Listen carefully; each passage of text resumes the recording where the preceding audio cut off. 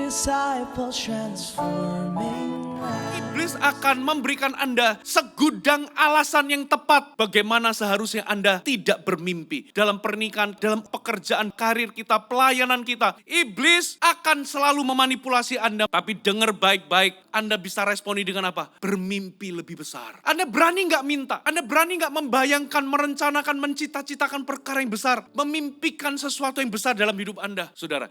Dream again. Bermimpilah melampaui semua keterbatasan dan kekuranganmu. Dream again. Dream a bigger dream. Bermimpilah melampaui semua godaan-godaan untuk menyerah. Bermimpilah melampaui itu semua. Saya tahu perjalanan mungkin gak mudah, tapi bersama dengan Roh Kudus kita bisa. Ada amin. Percaya kepada Tuhan. Sekali lagi shalom Bapak Ibu semua. Senang bisa ada di hadapan Anda dalam worship night. Kali ini adalah worship night perdana di tahun 2022.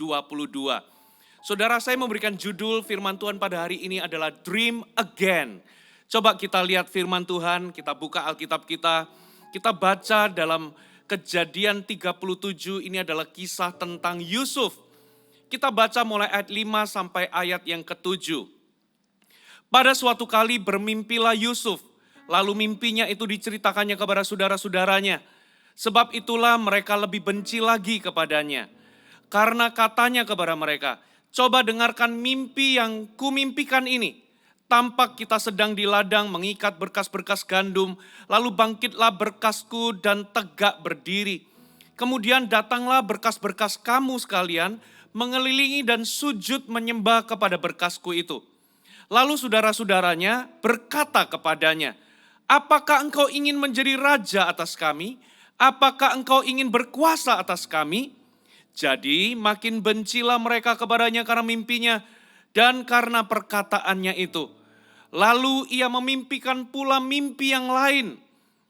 Yang diceritakannya kepada saudara-saudaranya, katanya, aku bermimpi pula atau aku bermimpi lagi. Tampak matahari, bulan dan 11 bintang sujud menyembah kepadaku. Saudara, dari ayat-ayat ini, dari beberapa kalimat saya akan menjelaskan. Ada banyak hikmat dan rema yang Tuhan hendak nyatakan dalam kehidupan kita. Coba kita lihat sekali lagi di ayat yang kelima. Dikatakan pada suatu kali bermimpilah Yusuf. Garis bawahi kata bermimpilah Yusuf. Saudara, dari kata ini kita bisa tahu bahwa Tuhan itu memberikan kemampuan kepada kita untuk bermimpi. Tuhan itu menciptakan kita serupa dengan gambarnya. Tuhan itu adalah seorang desainer, pencipta. Dia adalah creator. Dia adalah seseorang yang menciptakan segala isinya. Dan kita diciptakan sesuai dengan gambarnya. Berarti Tuhan itu menciptakan kita beda dengan binatang. Tuhan menciptakan kita dengan kemampuan untuk mendesain. Kemampuan untuk mencipta, kemampuan untuk membayangkan, mengimajinasikan dan memimpikan. Kemampuan untuk merancang, saudara. Nah itulah sebabnya, saudara, kalau kita tidak bermimpi, kita ini sebetulnya tidak sedang berada dalam kehendak Tuhan. Tidak bermimpi bukanlah kehendak Tuhan. Tuhan menciptakan kita dengan kemampuan untuk bermimpi. Tuhan berharap kita menggunakan kemampuan kita untuk memimpikan mimpi yang besar dalam hidup kita. Katakan amin, saudara. Saya percaya, saudara, Tuhan itu sudah meletakkan dalam diri kita kemampuan untuk bermimpi besar. Tuhan kita kreatif, itu sebabnya, saudara, adalah kehendak Tuhan untuk kita jadi kreatif. Mulai hari ini, yakinlah bahwa setiap kita, siapapun kita punya kemampuan untuk bermimpi. Dan kalau Anda tahu segala sesuatu itu berasal atau berawal dari sebuah mimpi. Anda bisa lihat di dunia sekarang ini saudara. Semua produk ya saudara, handphone, listrik, lampu, televisi, pesawat terbang. Saudara semuanya itu diciptakan karena ada orang-orang yang bermimpi. Bahkan kenyataannya saudara, Tuhan kita adalah pemimpi. Dia adalah perancang. Saudara, hari ini seluruh dunia, alam semesta dan segala isinya itu tercipta karena Tuhan itu merancang dan memimpikannya. Saudara, segala sesuatu selalu dimulai dari sebuah mimpi. Dan saudara coba kita lihat sekali lagi, saudara.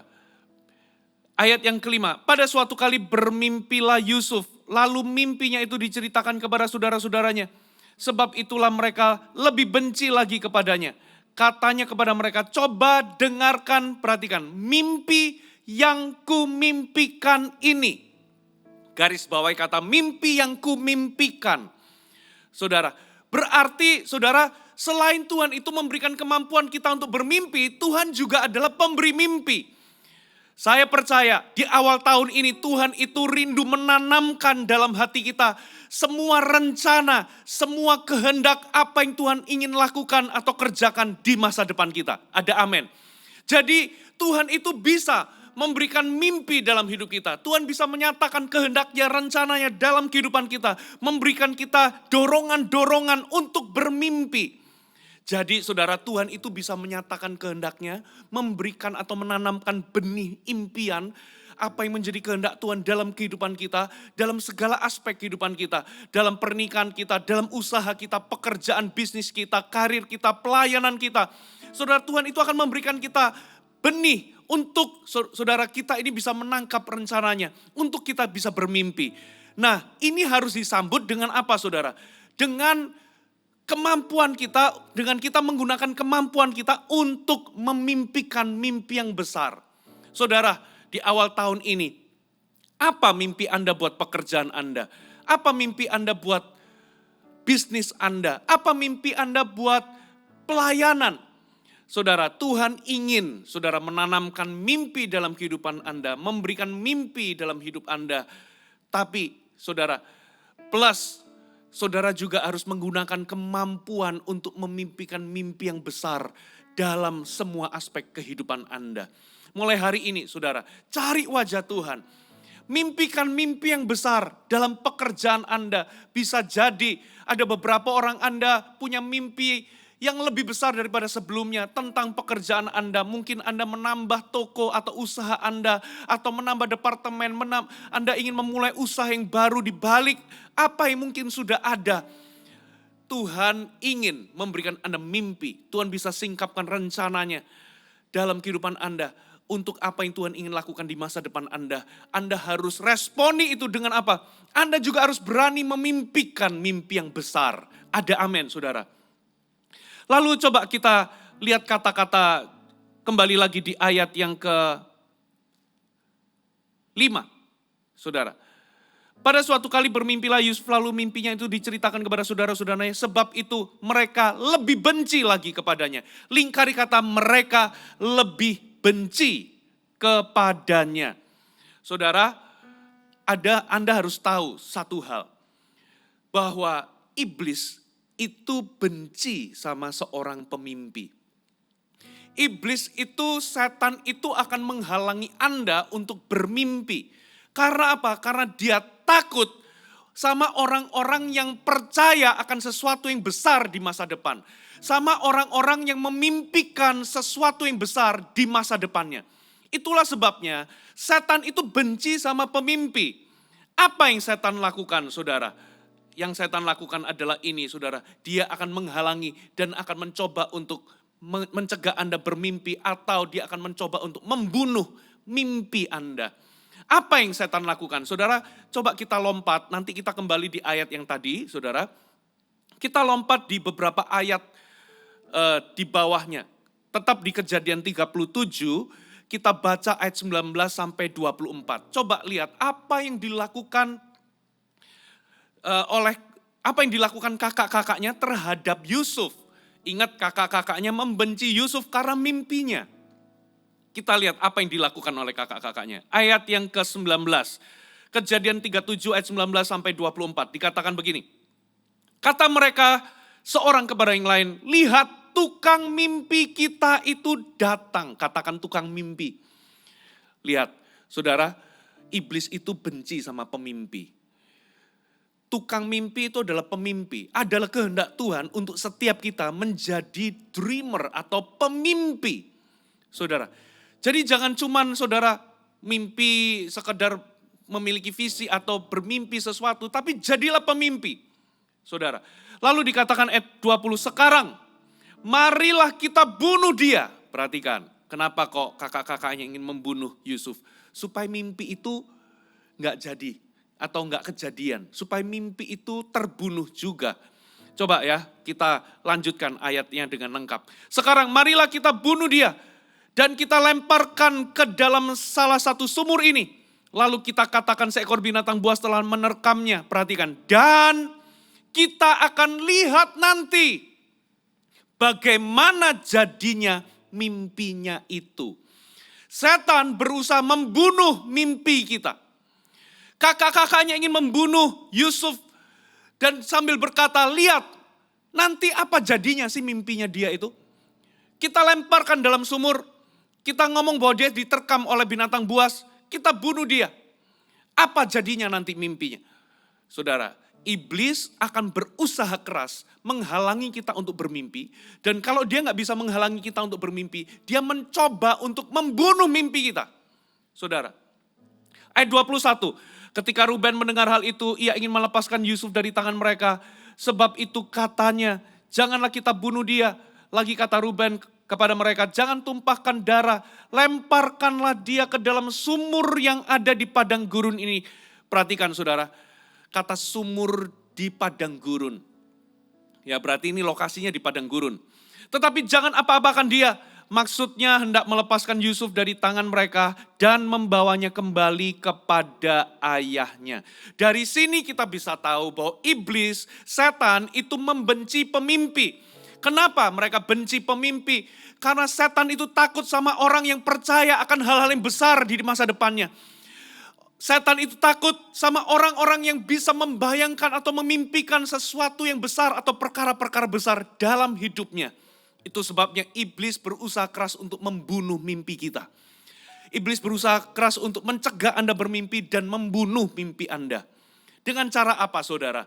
Dikatakan saudara, Yusuf itu mau dilempar di dalam sebuah sumur. Lebih jauh saudara, apa yang dilakukan oleh kakak-kakak Yusuf kepada Yusuf? Ada 3 hal yang dilakukan oleh kakak-kakak Yusuf.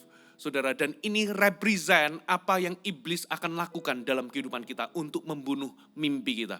Yang pertama saudara, dikatakan ayat 23 kita baca ya, Kejadian 37 ayat 23. Baru saja Yusuf sampai kepada saudara-saudaranya, mereka pun menanggalkan jubah Yusuf, jubah maha indah yang dipakainya itu. Katakan menanggalkan jubah maha indah. Hal yang pertama, saudara, iblis akan memberikan Anda false evidence. Apa maksudnya? Menanggalkan jubah maha indah itu adalah bentuk false evidence yang kakak-kakaknya ingin berikan kepada Yusuf. Jubah maha indah itu represent dari favornya ayahnya Yusuf kepada dia. Ini adalah lambang dari cintanya bapaknya Yusuf kepada Yusuf. Ingat, hanya Yusuf yang dikasih jubah maha indah.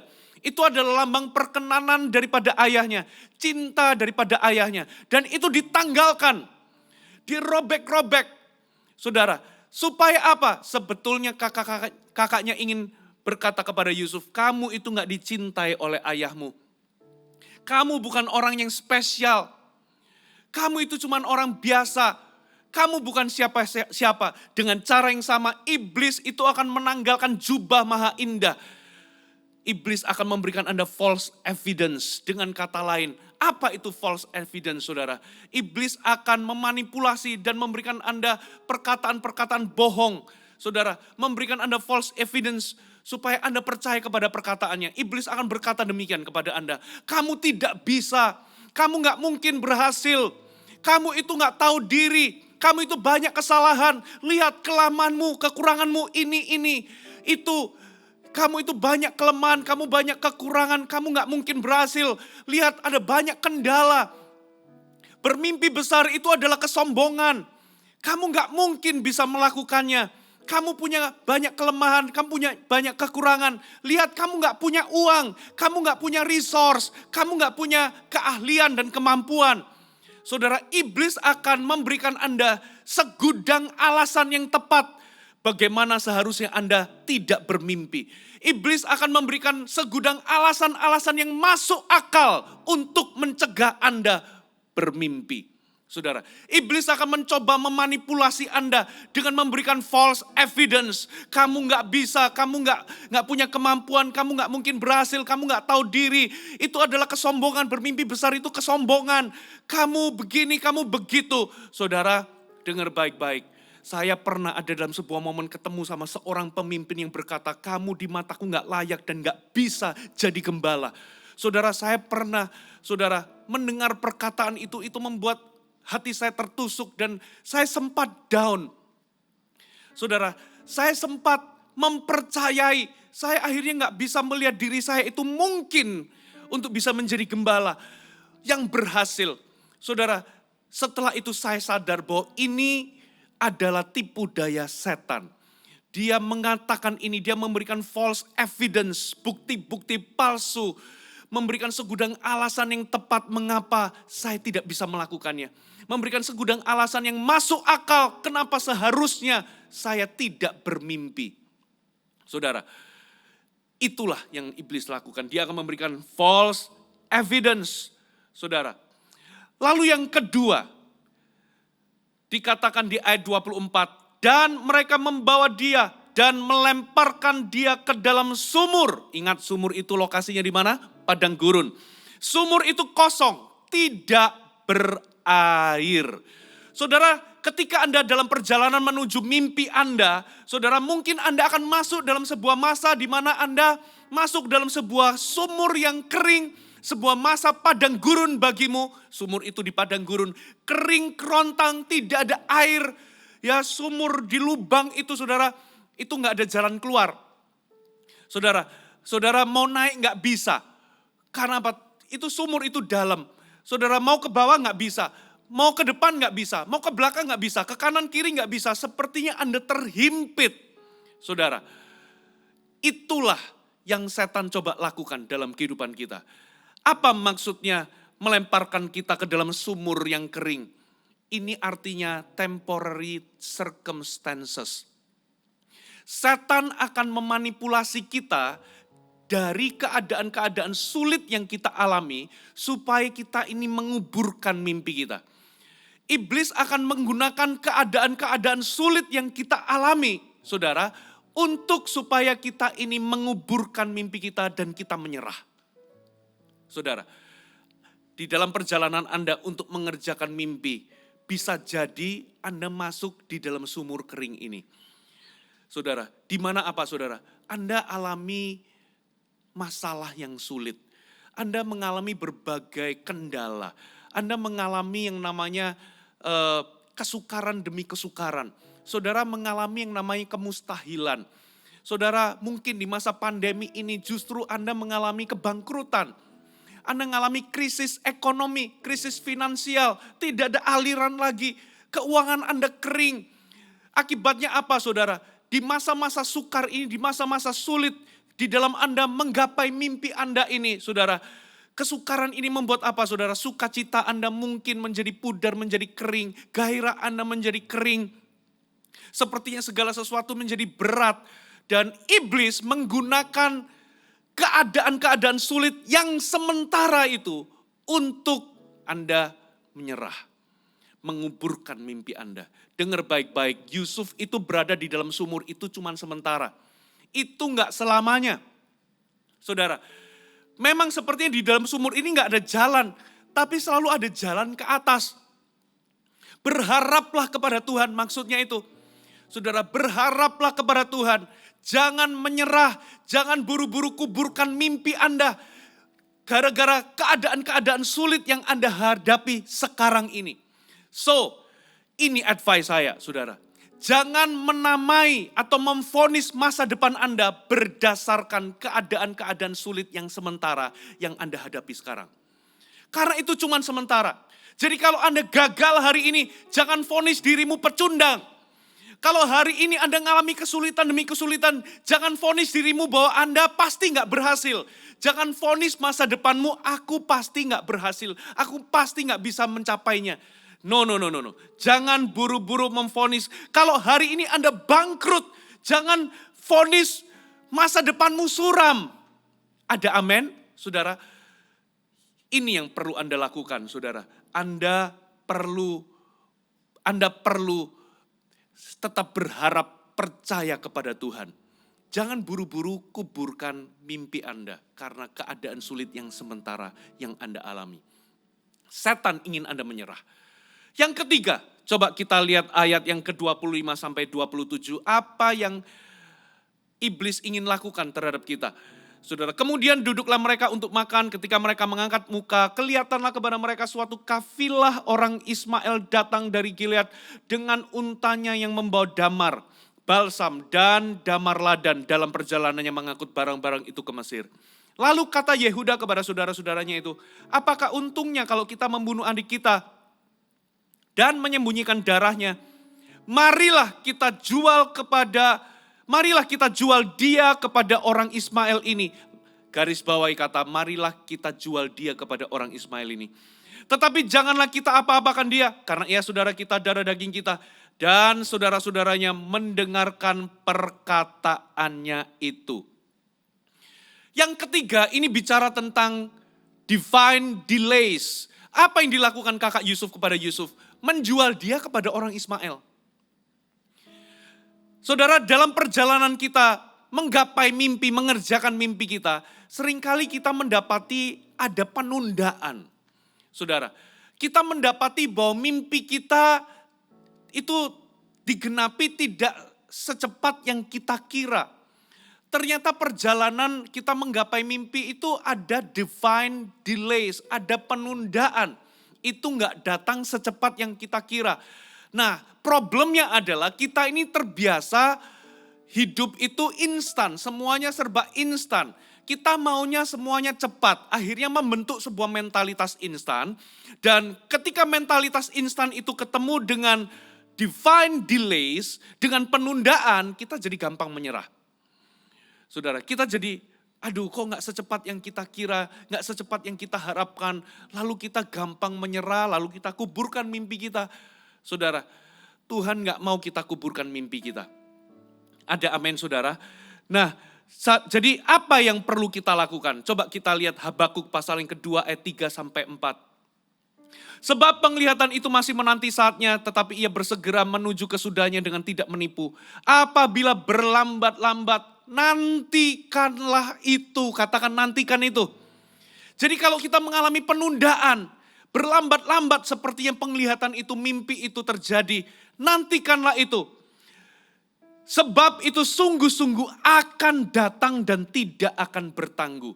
Dengan kata lain, itu pasti digenapi. Tapi Anda harus sabar, Anda harus rela menanti atau menunggu. Ayat 4, sesungguhnya orang yang membusungkan dada tidak lurus hatinya. Tapi orang yang benar itu akan hidup oleh percayanya. Orang yang benar hidup oleh imannya. Jadi kalau Anda mengalami penundaan, mimpi Anda tidak datang secepat yang Anda kira. Jangan menyerah, jangan letakkan iman Anda. Tetaplah percaya, nantikan itu dengan sungguh-sungguh. Ya, saudara, menanti itu bukan berarti kita ini duduk-duduk tidak melakukan apa-apa. Menanti itu berarti Anda setia melakukan bagian Anda. Sama seperti seorang petani, ketika dia menabur benih, saudara, dia akan menunggu sampai panen. Nah, di masa menunggu itu dia bukannya tidur-tiduran atau tidak melakukan sesuatu, tapi dia, apa yang dia lakukan? Tiap hari dia siram tanamannya, dia siram padinya. Saudara, dia halau burung-burung, dia halau rubah-rubah kecil yang bisa merusak tanaman atau kebun atau ladangnya. Saudara, dia usir semua hama-hama yang ada. Dia kasih pupuk tiap hari, dia siram tiap hari, saudara. Sampai dia menunggu dengan sabar sampai masa panen tiba.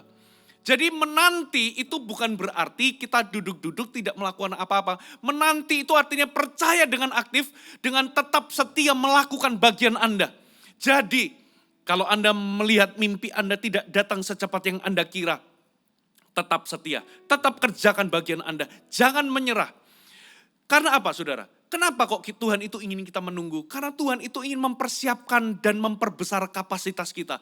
Tuhan ingin mempersiapkan karakter kita. Ada sesuatu yang Tuhan itu mau kerjakan dalam diri kita. Karena apa? Penggenapan mimpi yang Tuhan akan berikan dalam hidup kita itu lebih besar daripada apa yang Anda bisa handle saat ini. Itu sebabnya ada masa menunggu. Tuhan itu ingin mengerjakan karakter kita dan Tuhan ingin mengembangkan kapasitas kita. Saudara, our setback is our setup. Perhatikan saudara, kemunduran yang mungkin kita ini alami, penundaan yang kita alami, itu adalah sebuah setup. Itu adalah untuk mempersiapkan kita menggenapi mimpi. Kelihatannya Yusuf itu dijual sama kafilah. Tapi ujungnya, saudara, kafilah itu membawa dia ke Mesir. Memang kelihatannya dia dijual sebagai budak. Memang kelihatannya dia dipenjara di Mesir. Tapi ujungnya itu mempersiapkan dia menjadi penguasa di Mesir.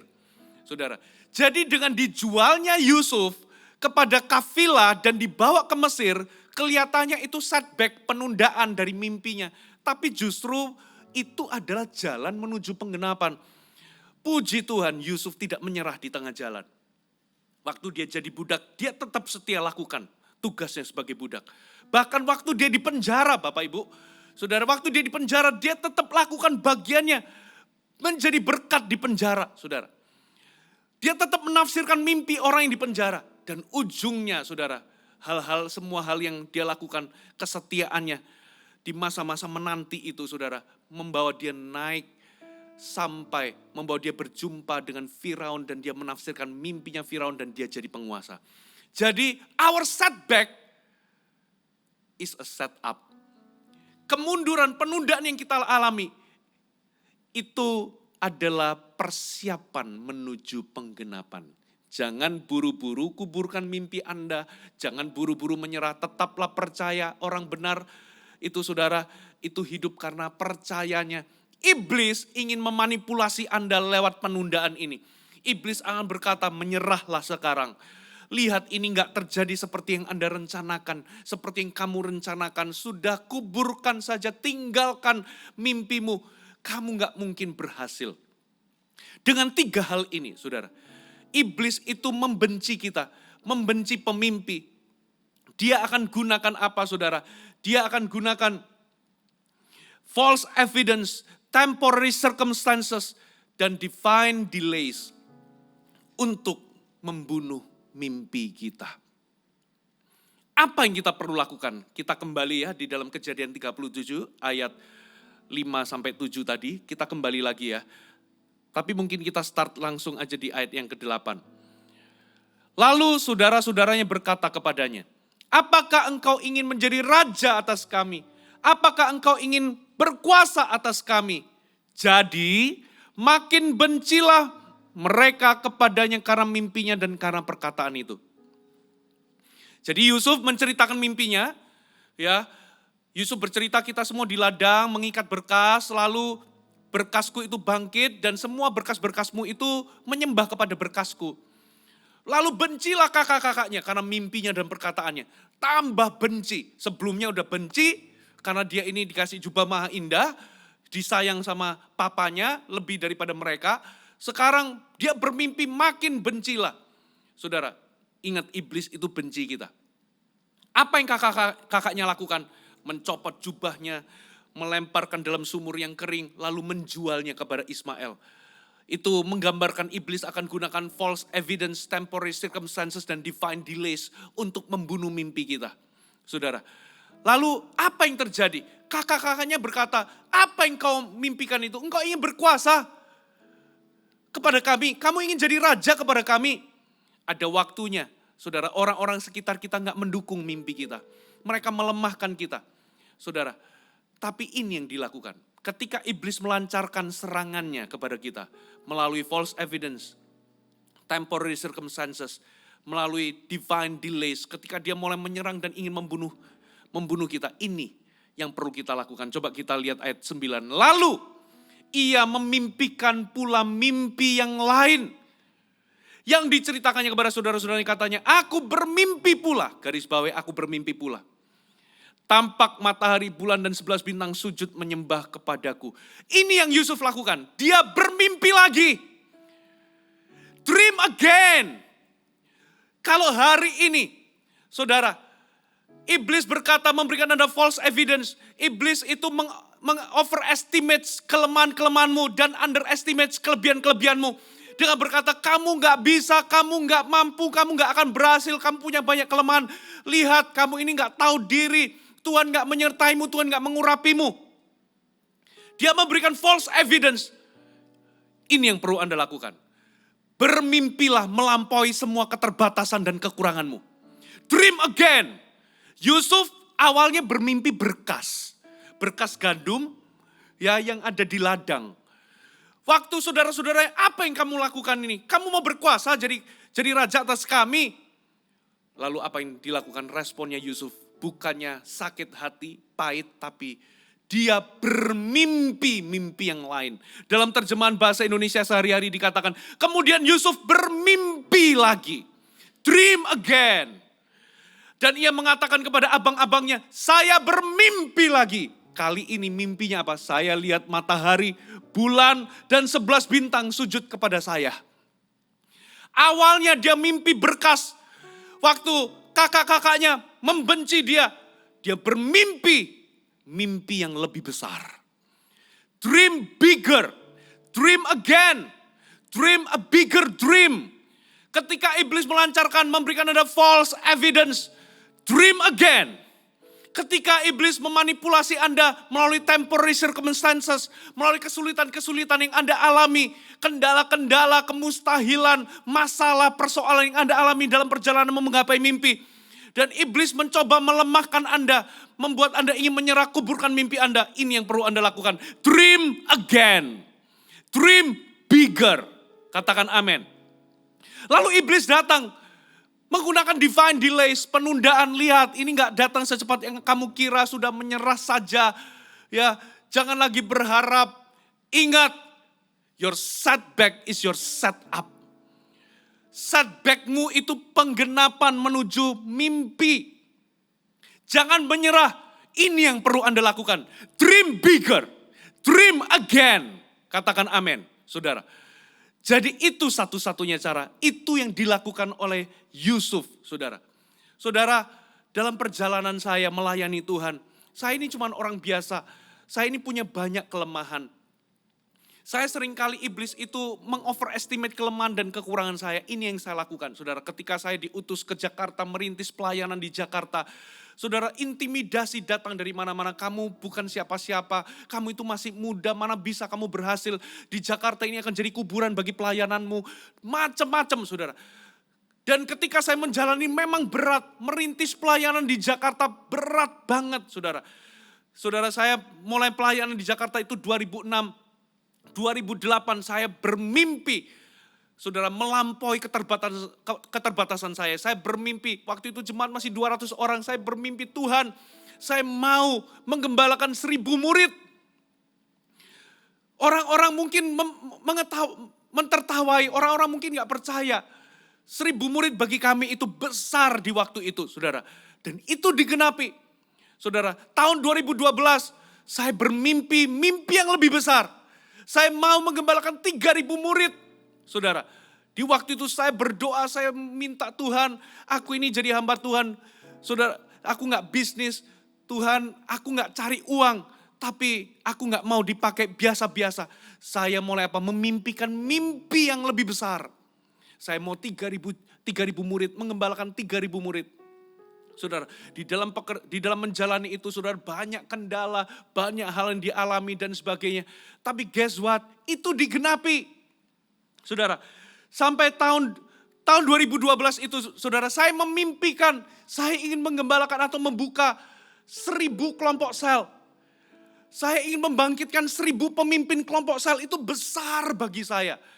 Tahun 2012, saudara, bulan Januari ini, kita sudah tembus 1000 kelompok sel. Bahkan lebih. Di bulan Januari ini, saudara, itu adalah hasil mimpi saya 2012. Hari ini kami membuka 1000 kelompok sel di Jabodetabek. Dan tahun lalu, 2021, saudara, lebih tepatnya di bulan-bulan September, Oktober, saya datang di hadapan Tuhan, saya memimpikan mimpi yang lebih besar. Saya mau di tahun 2030 nanti, kami punya 10.000 kelompok sel. Aduh, saya melihat mimpi itu sepertinya besar sekali. Apakah mungkin itu terjadi? Sementara ada banyak kendala dan banyak masalah. Saudara, belum lagi ketemu dengan penentang, orang-orang yang gak setuju dan sebagainya. Tapi saya tahu kalau Tuhan sertai saya di masa lalu, Tuhan juga akan sertai saya. Saya tahu ini adalah kehendak Tuhan. Jiwa-jiwa bertobat, membangkitkan pemimpin. Saya bermimpi besar. Hal ini pula bisa Anda lakukan. Saya gak ngerti apa yang Anda alami, Bapak Ibu. Tapi satu hal yang saya tahu, ya saya akan tutup dengan 2 ayat ini. Satu hal ini yang saya tahu. Saudara, Yohanes 14 ayat 12 sampai 14, Yesus berkata, Aku berkata kepadamu, sesungguhnya barang siapa percaya kepadaku, ia akan melakukan juga pekerjaan-pekerjaan yang aku lakukan. Bahkan pekerjaan-pekerjaan yang lebih besar daripada itu. Sebab aku pergi kepada Bapa. Dan apapun yang kamu minta dalam namaku, aku akan melakukannya. Supaya Bapa dipermuliakan dalam anak. Jika kamu minta sesuatu kepadaku dalam namaku, aku akan melakukannya. Efesus 3 ayat 20. Bagi dialah yang dapat melakukan jauh lebih baik daripada apa yang kita doakan atau pikirkan. Seperti yang ternyata dari kuasa yang bekerja di dalam kita. Firman Tuhan berkata, barang siapa percaya kepadaku, ia akan melakukan pekerjaan-pekerjaan yang aku lakukan bahkan lebih besar. Karena itu mintalah. Supaya sukacitaku penuh. Ya, supaya aku melakukannya. Supaya Bapa dipermuliakan di dalam anak. Dengan kata lain, beranilah berdoa, beranilah minta. Beranilah memimpikan perkara yang besar. Bagi dialah yang sanggup melakukan lebih daripada apa yang kita berani doakan ataupun pikirkan. Anda berani gak minta? Anda berani gak membayangkan, merencanakan, mencita-citakan perkara yang besar? Memimpikan sesuatu yang besar dalam hidup Anda. Iblis akan selalu memanipulasi Anda, mengintimidasi Anda. Tapi dengar baik-baik, saudara, Anda bisa responi dengan apa? Bermimpi lebih besar. Bermimpilah melampaui semua keterbatasanmu. Bermimpilah melampaui semua keadaan-keadaan sulitmu. Bermimpilah melampaui semua godaan-godaan untuk menyerah. Bermimpilah melampaui itu semua. Saudara, saya tahu perjalanan mungkin gak mudah, tapi bersama dengan Roh Kudus kita bisa. Ada amin. Salah satu cara Roh Kudus mengkomunikasikan rencananya kepada kita adalah ketika dia mencurahkan isi hatinya, memberikan Anda mimpi dan penglihatan. Firman Tuhan berkata, pada akhir zaman rohku akan dicurahkan ke atas semua manusia. Anak-anakku akan bernubuat. Saudara, teruna akan mendapatkan penglihatan. Orang-orang tua akan mendapat mimpi. Salah satu bentuk Roh Kudus bekerja dalam hidup kita. Dia akan menanamkan benih, mendorong kita untuk bermimpi besar. So, bermimpilah. Ada amin? Hai, terima kasih sudah bergabung bersama kami, Gereja Mount Sharon, Jabodetabek. Sebagai gereja Tuhan, adalah kerinduan bagi kami untuk melihat Anda terus bertumbuh di dalam pengenalan akan Tuhan dan mengalami perubahan hidup. Maka dari itu, bergabunglah bersama komunitas kecil kami, Connect Group. Dapatkan informasi lebih lanjut pada kolom deskripsi kami. Last but not least, don't forget to subscribe dan bagikan video ini kepada orang yang Anda kasihi. Thank you for joining us and see you next time.